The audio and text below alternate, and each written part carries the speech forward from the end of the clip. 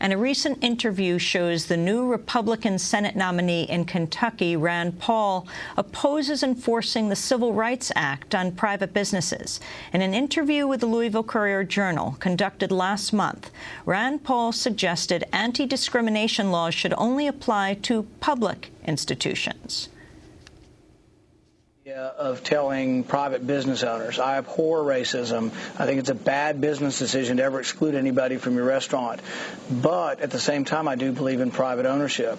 But I think there should be absolutely no discrimination in anything that gets any public funding. And that's most of what the Civil Rights Act was about, to my mind.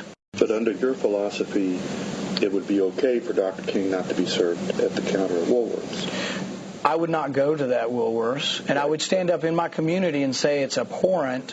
But the hard part, and this is the hard part about believing in freedom, is if you believe in the First Amendment, for example, you have to, for example, most good defenders of the First Amendment will believe in abhorrent groups standing up and saying awful things.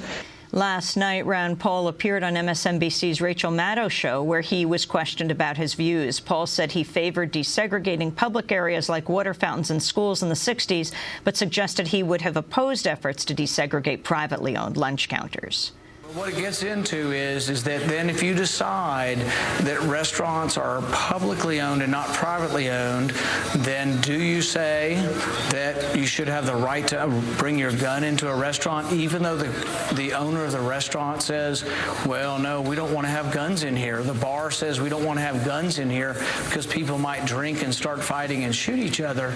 Does the owner of the restaurant own his restaurant, or does the government own his restaurant?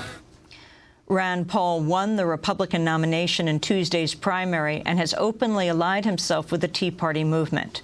In December, his communications director, Christopher Hightower, resigned after his MySpace page was found to have a post declaring Happy N-Word Day, showing a photo of a lynching around the time of the federal Martin Luther King Jr. holiday. And those are some of the headlines.